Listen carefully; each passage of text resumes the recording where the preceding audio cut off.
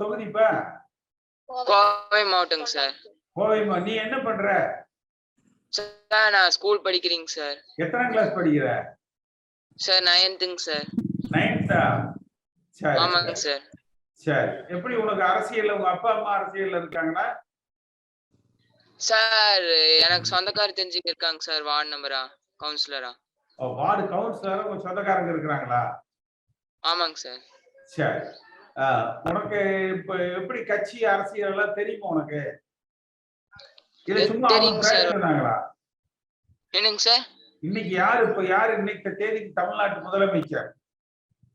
Sir MK. Stalin sir. MK. இதுக்கு முன்னால யார் இருந்தாங்க?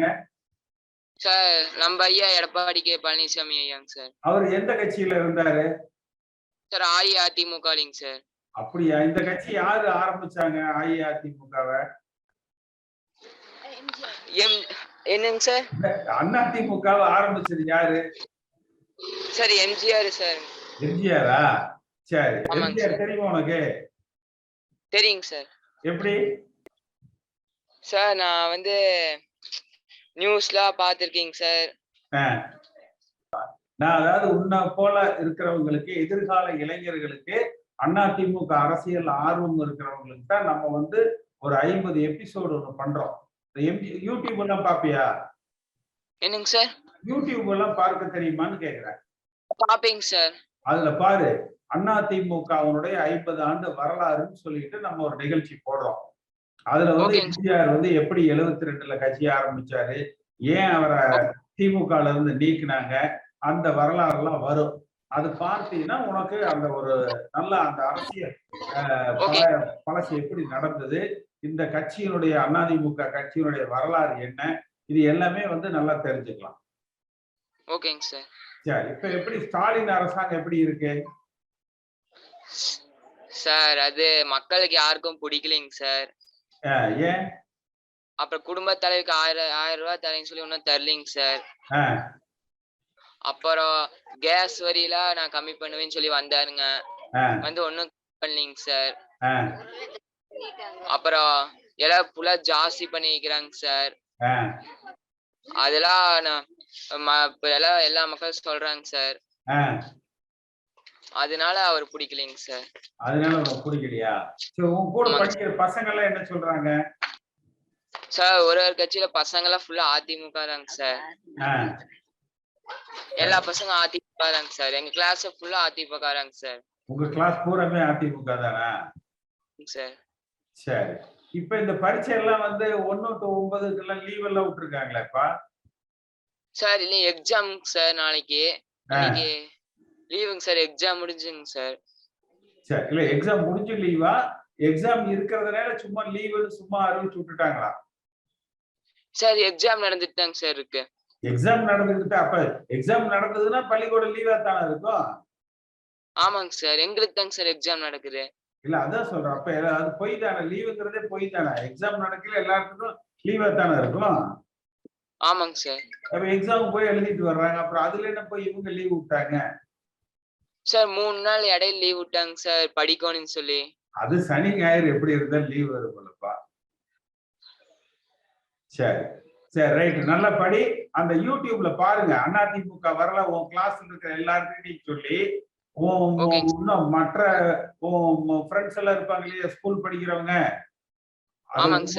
உங்க மாதிரி இருக்கிறவங்க தெரிஞ்சுக்கணும்னு தான் என்ன பண்ணிருக்கோம்னா எம்ஜிஆர் டிவி அதுல போனீங்கன்னா அதிமுக 50 ஆண்டு வரலாறு மன்னாதி மன்னன் தொடர் அப்படின்னு போட்டு எபிசோடு 1, 2ன்னு இது வரைக்கும் ஒரு 8 எபிசோடு வரும்.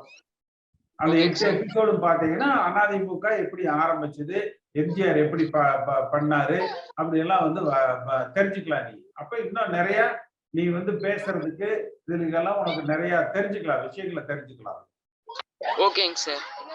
பார்த்து வேற ஏதாவது சொல்லணுமா? சார் வேற ஒண்ணும் இல்லைங்க. சரி ரைட். எல்லாம் இன்னும் நிறைய பேர் உன்னோட இந்த ஃப்ரெண்ட்ஸ் எல்லாம் இதுல வந்து கலந்துட்டு பேச சொல்ல அடுத்தடுத்து இதுல. ஓகேங்க சார். சரி. ட்விட்டர் அக்கவுண்ட் எல்லாம் வச்சிருக்கியா? சார் வச்சிருக்கீங்க சார். ட்விட்டர் வச்சிருக்க, Facebook எல்லாமே வச்சிருக்கீங்க. எல்லாமே 18 வயசு ஆகணும்லப்பா இல்லையா? ஐயா வணக்கங்கய்யா. வணக்கம். அதாவதுங்கய்யா இப்ப வந்து தலைப்பு கொடுத்துருக்கீங்க, இது வந்து எதிர்க்கட்சி தலைவரா செயல்பாடு இருக்கான்னு சொல்லிட்டு. நீங்க செயல்பாடுங்கிறது அவங்க வந்து பட்டாலும் உடனே கைது நடவடிக்கை மேற்கொள்றாங்கல்ல, பணத்தை பாதுகாக்கிறதுக்காண்டி வாயடிச்சு சும்மா கம்முன்னு தானே உட்காந்துருக்காங்க. செயல்பாட்டை ஏதாச்சும் ஒரு கேள்வி கேட்டாங்கன்னா அடுத்த நாளே ரைடு போறாங்க, அடுத்த நாள் கைது நடவடிக்கை மேற்கொள்றாங்க. அந்த பயத்தினாலே அவங்களால எதுவுமே பேச முடியலங்கய்யா. இல்ல கட்சி, மக்கள், வாக்காளர்கள், அதிமுக தொண்டர்கள் இதெல்லாம் வந்து அப்புறம் எப்படி வந்து நம்ம வளர்த்த முடியும்? அம்மா காலத்துல வந்து அவங்க சந்திக்காத கேஸா? அதையெல்லாம் தாண்டித்தானே அவங்க வந்து அரசியல் பண்ணாங்க. புரட்சி தலைவர் எம்ஜிஆர் காலத்துல சட்டமன்றம் செத்து விட்டதுன்னு வந்தாரு, அங்க செருப்பெல்லாம் வந்து பறந்து விழுந்தது. அதெல்லாம் அப்புறம் இதுக்கெல்லாம் அதாவது சண்டைன்னா சட்ட கிளியத்தான் செய்யும், அதுக்கெல்லாம் பயப்படுறதுன்னா அப்புறம் களத்துக்கு. அதுதாங்க இப்ப எதிர்க்கிற திராணி இவங்கள்ட்ட இல்லன்னு தான் நம்ம சொல்ல முடியும். அதுதான். அப்ப இதுக்கு திராணி இல்லைன்னா பன்னீர்செல்வம் பால் வியாபாரம் பண்ணிட்டு இருக்கணும், எடப்பாடி பழனிசாமி சக்கரை வியாபாரம் தானே பண்ணிட்டு இருக்கணும். நீங்க அரசியலுக்கு வர்றீங்க, அரசியலுக்கு இதெல்லாம் இருக்கத்தானே. அப்படியேப்பட்ட அரசியல்ல வச்சு எப்படி வந்து கட்சியை வழிபடுத்த? ஒரு வருஷமா எதுவுமே செய்யாம இன்னும் 4 வருஷம் என்னங்க இவங்க எதிர்கட்சி தலைவர் வந்து என்ன இவங்க வந்து மக்களுக்கு இது பண்ண போறாங்க? இவங்க ஒண்ணும் பயந்துட்டு இவங்க எதுவும் செய்யறது இல்லைங்கிறீங்க. ஆமாங்க பயம்தாங்கய்யா. கேட்டா அடுத்த நாள் கேஸ் போடுறாங்க, அடுத்த நாள் ரைடு வைக்கிறாங்க.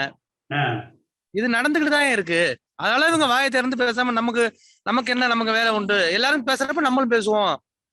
அந்த வாய்ப்பு வந்து பிஜேபி நல்லா பயன்படுத்துறாங்க ஐயா. அதுதான் அவன் நல்லா பயன்படுத்துறான் அதைய.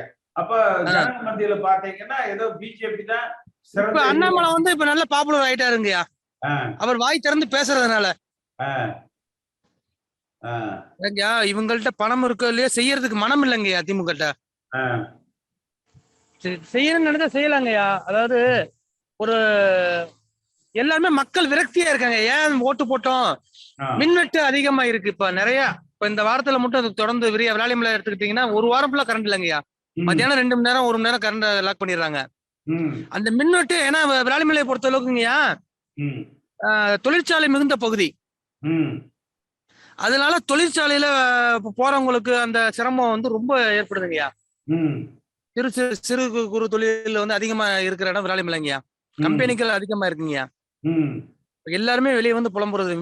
மின்சாரம் மட்டும் கரெக்டா விட்டாலே கொஞ்சம் மக்கள் பாதிக்கப்படாம இருப்பாங்க ஐயா. அந்த மின்வெட்டு அம்மா ஆட்சி நடத்துற காலத்துல ஒரு தடவை கூட மின்வெட்டு ஆனது இல்லைங்கய்யா. அது பெரிய பிரச்சனையா இருக்குங்கய்யா. இதெல்லாம் சட்டசபையில எடுத்து பேசுற அளவுக்கு நம்ம அமைச்சர்களுக்கு இது உறுப்பினர்களுக்கு வந்து சரியான இது இல்லைங்கய்யா. இல்ல பேச தெரியல அல்லது பயமா? பேச தெரியாம இல்லைங்கய்யா, பயம். எல்லாம் பணத்தை வச்சிருக்காங்க, ரைடு பண்ணிடுவாங்க, கைது பண்ணுவாங்க, நமக்கு எதுக்கு வம்புங்கிற மாதிரி இருக்காங்கய்யா. சரி, கட்சி தலைமையில இருந்துட்டு அப்படி இருக்க முடியாதுல்ல. என்னங்கய்யா? கட்சி தலைமையில இருந்துட்டு அப்படி இருக்க முடியாதுல்ல. அதுதாங்கய்யா, அதுக்கு சரியான ஒரு கேட்கிற ஒருவர் நமக்கு வேணுங்கய்யா. அதுக்கான வழியில நீங்க தேடி கொடுக்கணும். சரி பேசுவோம்.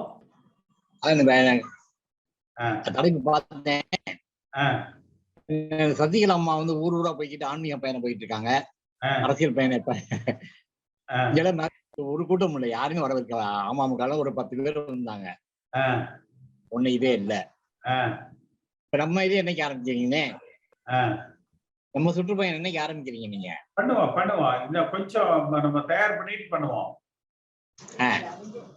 சரி வாங்க மதுரைக்கு. வர நுங்கம்பாக்கம் ஆபீஸ் போறேன், நீங்க போட்டுருக்கீங்களா? சென்னை வரப்போ பாக்கலாம் இருக்கேன். ஆமா, நடந்துட்டு இருக்கு. நீங்க சென்னை வரும்போது கூப்பிடுங்க.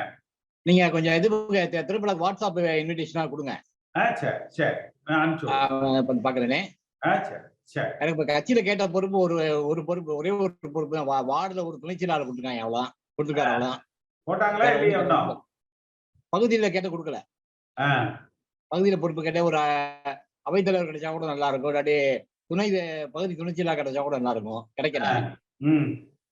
நான் அவரை பார்த்தேன், போன வாரம் மாவட்ட செயலாளருக்கு அவரை போய் பார்த்துன்னு தாழ்வ போட்டு வந்தேன். நம்ம செல்லூர்ராஜ் திரும்ப மாவட்ட செயலாளர் வந்திருக்காருல்ல, போன ஞாயிற்றுக்கிழமை போய் பார்த்தேன். ஒண்ணு கூடுதல் பொறுப்பா ஒண்ணும் கிடைக்கல. சரி, பேசுவோம். எதிர்கட்சின்னு ஒண்ணு கிடையாது இப்ப தமிழ்நாட்டுல. திமுகவை பொறுத்தளவுல நிர்வாகம் வந்து சரியா இல்லாதனால இப்ப மின்வெட்டு பிரச்சனை மறுபடியும் தமிழ்நாட்டுல வந்துகிட்டு இருக்கு. ஒரு வருஷத்துலதான் அந்த சாதனை இப்ப ஆரம்பிக்குது. இப்ப அதை தவிர சில விஷயங்களை புரட்சி தலைவி அம்மா அவர்களோட ஸ்ட்ராங் டிசிஷனை ஃபாலோ பண்ற மாதிரி சில விஷயங்கள் இருக்கு. சில விஷயங்கள் இந்த காப்பி அண்ட் பேஸ்ட்ங்கிற மாதிரி 100% அவங்கள மாதிரி முடியாது. அதை ஃபாலோ பண்ண முயற்சி நடக்குது. அது வளர்த்தணும் அந்த அளவுக்கு இருக்க முடியாது யாராலையும். அது யூனிக் பர்சனாலிட்டி அவங்க. அது ஒண்ணு, அது இருந்தா நல்லா இருக்கும். யாரோ ஒரு ஆலோசனை சொல்றது அது மாதிரி சில அமைச்சர்களை மாற்றுறது. இப்ப அம்மா வந்தா கண்டிப்பா டிஸ்மிஸ் தான். அந்த அளவுக்கு அவங்க பண்ண முடியாது. இந்த மாதிரி சில கட்சிக்காரங்களை கண்ட்ரோல் பண்ணலாம்னு நினைக்கிறாங்க. அது எவ்வளவு தூரம் பலன் அடிக்கும்னு தெரியல. மற்றபடி மக்களுக்கு வந்து எந்த மாற்றமும் கிடையாது. இதுல பாத்தீங்கன்னா இந்த கூட்டுறவு கடன் தள்ளுபடியை பொறுத்தளவுல நிறைய பேருக்கு உண்மையிலே கூட்டுறவு கடன் வாங்கி கஷ்டப்படுறவங்களுக்கு அந்த பலன் கிடைக்கல.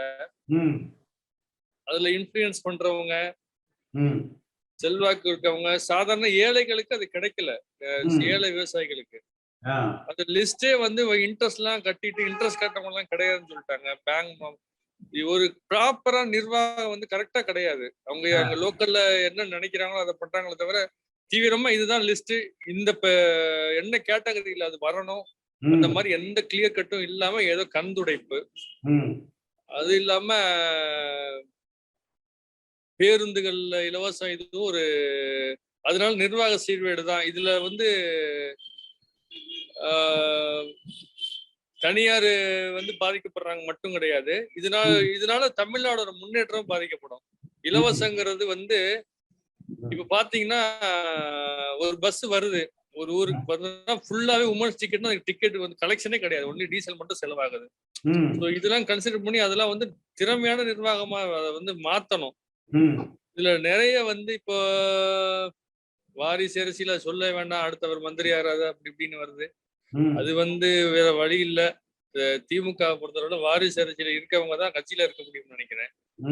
அதனால ஆட்சி நிர்வாகம் ரொம்ப மோசம் சொல்ல முடியாது, ரொம்ப சிறப்பா இருக்குன்னு சொல்ல முடியாது. மின்சார பிரச்சனை வந்து அடிப்படை தேவை மின்சாரங்கிறது, அதே ஃபில்ஃபில் பண்ணலைங்கிறது ரொம்ப ரொம்ப வந்து ஒரு ஷேம்ஃபுல் தான் இந்த கவர்மெண்ட்டுக்கு. என்ன ஏதாவது ஒரு காரணம் சொல்றதுக்கு கிடையாது மந்திரிகள். என்ன சொல்யூஷன் இது தெரியாத அவங்களுக்கு. எப்படி ஒருத்த பக்கத்துல கேட்கற என்ன சார் கரண்ட் போச்சு, என்ன சார் திமுக ஆட்சிக்கு வந்தாவே கரண்ட் போகும்னு தெரியாத அவங்களுக்கு. ரொம்ப சாதாரணமா சொல்றாங்க மக்கள். எனக்கு ஒரு சந்தேகம் என்னன்னா, இவ்வளவு நாளைக்கு கரண்ட் பிரச்சனை இல்லை, சரி எந்த ஆட்சி இருந்தாலும் மின்சாரம் கூட கொடுத்து வாங்குறாங்க, நிலக்கரி கூட கொடுத்து வாங்குறாங்க, என்ன பண்றாங்களோ எசென்சியல் நீட் ஆயிருச்சு. ஒரு காலத்துல எசென்சியல் நீடா இல்லாம இருந்தது, நம்ம எசென்சியல் நீட் ஆக்கி ஒரு பழக்கம் வந்துருச்சுன்னா அதை விட முடியாது. இப்ப நைட்டு தூங்குறதுக்கு ஃபேன் இல்லாம இது பாத்தீங்கன்னா கரெக்டா எந்த அறிவிப்பும் கிடையாது. கேட்டா அறிவிப்பு விட்டா மின்வெட்டு இருக்குன்னு ஆயிரும்ல அரசாங்கத்துல. மின்வெட்டே கிடையாதுன்னு சொல்லிட்டு கட் பண்றது. டெய்லி 1/2 மணி நேரம் 1 மணி நேரம், அதுவும் நைட்ல கரெக்டா டெய்லி இன்னமும் நடந்துட்டு தான் இருக்கு. இதுக்கு வந்து இவங்க கமிஷன் பேசிஸ்ல வெளியில மின்சாரத்தை விற்கிறாங்களோ அப்படிங்கிற சந்தேகம் இருக்கு. ஏன்னா இவங்க ஏற்கனவே இது மாதிரி இருந்தது, இவங்க ஆட்சிக்கு வந்தோட நடக்குதுன்னா அந்த ஹேபிட் அவங்க வந்து அதை ருசி பார்த்தவங்க, அது மாதிரி நடக்கிறதுக்கு வாய்ப்புகள் இருக்கு. அதெல்லாம் இல்லாம மக்கள் அதாவது அடிப்படை தேவையை பூர்த்தி பண்ண முடியாத நிலைமையெல்லாம் இருக்கு. சொல்ல போனா இது எக்ஸாம்பிள் தான் மின்சாரங்கிறது. இது மாதிரி நிறைய இருக்கு. ஆனா இது பளிச்சுன்னு தெரியும் சொன்னா. மற்றபடி எதிர்கட்சி வந்து செயல் என்ன சார் எதிர்கட்சி செயல்படுது? ஏதாவது பன்னீர்செல்வம் அவங்க செயல்பாடுகள் எப்படி இருக்கு எதிர்கட்சியா? செயல்பாடு ஒண்ணும் கிடையாது. அவர் வந்து அப்பையில இருந்து திமுகவுக்கு ஆதரவா தான் போவாரு. சட்டம் ஓ பன்னீர்செல்வம் வந்து ஒரு ஸ்ட்ராங்கான எதிர்க்க மாட்டாரு. ஏதோ பேருக்கு ஒரு அறிக்கை விடுவார் தவிர, புரட்சி தலைவி அம்மா மாதிரி எல்லாம் திமுகனா அப்படி ஃபயர் ஆகும்ல தொண்டர்கள் மத்தியில, அந்த இதெல்லாம் கிடையாது. எடப்பாடி பழனிசாமி ஒண்ணு பெருசா ஒண்ணு செய்யல. என்ன சொல்றாரு அவரு? ஒண்ணுமே கிடையாது. டோட்டலா ஆஃப் ஆயிருக்காரு. அதாவது ஏற்கனவே அந்த ஏடிஎம்கே வெர்சஸ் டிஎம்கேங்கிறது அம்மா இருக்க வரையும் தான். இது வந்து இப்ப ஏடிஎம்கே வந்து இன்னொரு டிஎம்கே மாதிரி ஆயிடுச்சு. தப்பு செய்யலாம், என்ன வேணாலும் பண்ணலாம். இந்த ஏடிஎம்கேக்குள்ள தன்மை மாறிடுச்சு. அதாவது அந்த காம்ப்ரமைஸே இல்லாம எதிர்க்கிறது அம்மா. No compromise. நீ டிஎம்கே காரனை பார்த்தா சஸ்பெண்ட், டிஸ்மிஸ். இங்க காம்ப்ரமைஸ் ஆயிடுறாங்க. சரி விடுப்பா, அது என்ன பெரிய விஷயமா அப்படிங்கிற மாதிரி. அது ஒரு வகையில இவங்களே ரகசிய தொடர்பும் அண்டர் ஹேண்ட் டீலிங் வச்சுட்டு தானே இருக்காங்க. ரகசிய தொடர்பு இல்லாம எப்படி சார் இருக்கும்? அதுவும் அம்மா அளவுக்குலாம் வந்து அவங்கலாம் வந்து எவ்வளவோ எதிர்ப்புகளை சந்திச்சவங்க. அந்த எதிர்ப்பெல்லாம் சந்திக்க தயாரா இல்லாதவங்க. இவங்களுக்கு ஜெயிலுக்கு போக முடியாது, போராட முடியாது. எதுக்கு எல்லாத்துக்கும் வேணா நம்ம சொகுசா இருப்போம். ஆளுக்கு பாதியே தான் ஏற்கனவே பங்கிட்டவங்க தானே. அதனால ஒண்ணு அவங்க வாட்டுக்கு அவங்க இது வந்து ஒரு ப்ரொஃபஷன் மாதிரி ஆயிடுச்சு அவங்களுக்கு. மக்கள் சேவைன்னு இல்லாம ஒரு தொழில் மாதிரி எடுத்துக்கிறாங்க அவங்க. ஒரு கால்குலேட் பண்ணி எல்லாமே கால்குலேட்டிவ் தான்.